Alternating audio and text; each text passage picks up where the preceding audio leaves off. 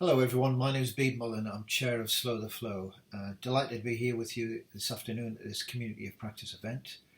I'm just going to take a little bit of time to talk to you about Slow the Flow, about how we began, what we've achieved, some of our challenges and what we're looking forward to in the future. By way of background, Slow the Flow was established after the 2015 Boxing Day floods that devastated Calderdale and particularly the upper Calder Valley. Those of us who went on to form Slow the Flow first met up in the clean-up operations following that devastating flood event. We knew that we needed to do something immediately as a community to try and mitigate some of the effects of flooding that are happening on such a regular and frequent basis. We also knew that the statutory authorities would take time to develop flood alleviation plans. Yorkshire Water, Environment Agency, Calderdale Council would need to develop designs, secure funding, tender contracts and what have you. We as a community group knew that we had certain skills, a lot of enthusiasm, a lot of dedication to go out there and start building natural flood management into the environment, into our hillsides. We're an entirely volunteer-led organisation. We don't have any paid employees, and the work we do is entirely on a voluntary basis. In terms of achievements, I'll just concentrate on some of the work we've been doing with the National Trust in Hardcastle Crags, where we've operated hundreds of volunteer days and corporate days.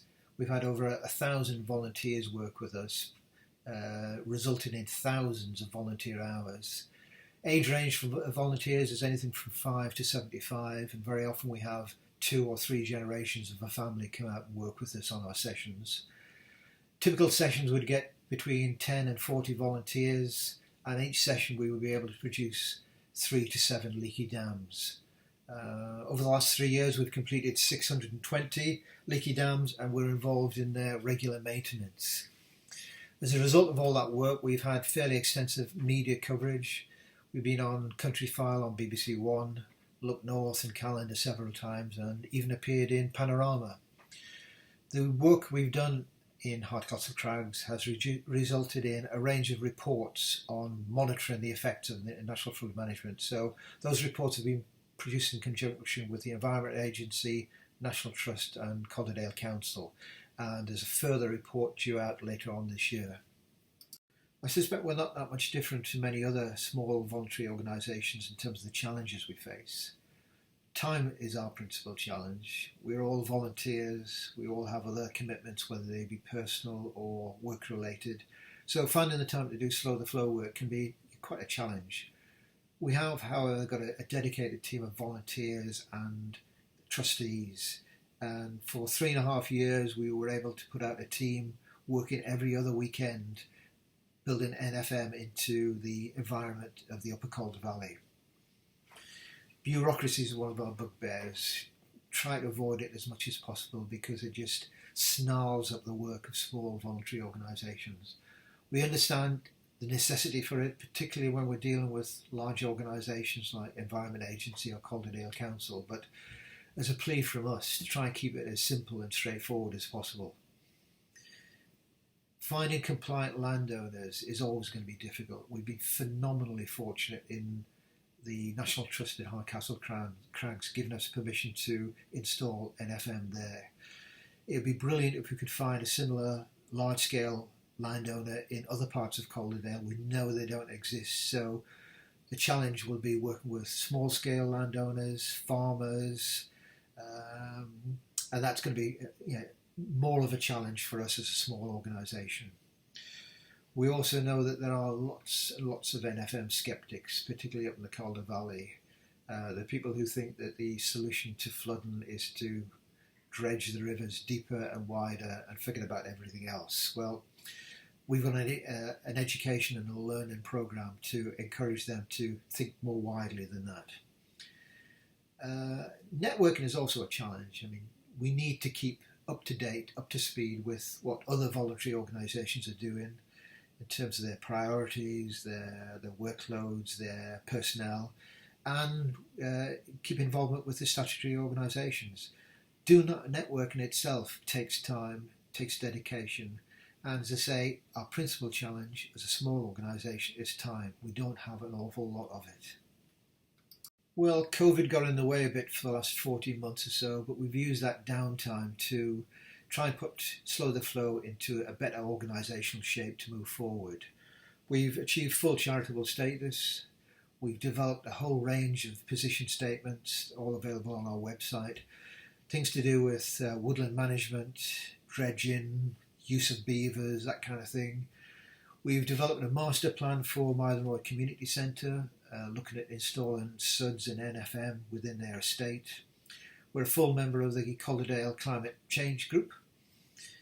We produced a opportunities mapping report looking in detail at an area of Mytholmroyd, going field by field, street by street, identifying where NFM and SUDS could be installed, and hopefully that can be replicated in other areas of Calderdale. We've established with the Environment Agency and Calderdale Council a Penny Eastwood bursary aimed at producing a bursary for master's students for the next 3 years. Many of you will know Penny by her other name of Dongria. Dongria has been absolutely fantastic in motivating and encouraging people to do this kind of work. And we thought it was a fitting tribute to her to establish this bursary in her name. We've also spent some time looking at our skill set amongst our trustees and identified some gaps, and as a consequence of that have recently recruited 3 new trustees. 2 in the area of education. It's a big theme that we want to develop, providing courses for young people on natural flood management. And the third one is to do with fundraising, a necessary requirement to keep our organisation going. We've also established a project to do with volunteering your land, where landowners can log on to our website, volunteer their land for consideration for natural flood management.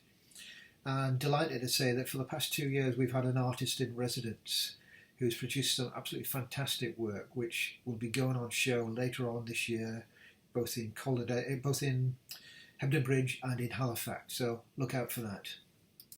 And finally, delighted to say that all that long, hard work that we've done over the last 3.5, 4 years has resulted in the Queen's Award for Voluntary Service for Slow the Flow. We're all delighted with that. It's an exceptional gift. If you want to know anything more about Slow the Flow, you can find out on our website, slowtheflow.net, or follow us on social media. We're on Twitter, we have a YouTube channel, and we're on Facebook. And I can be contacted at the email address there, secretary@slowtheflow.net. Love to work with you, love to hear any of your ideas, and let's get more NFM built into the Calder Valley. Thanks very much for listening.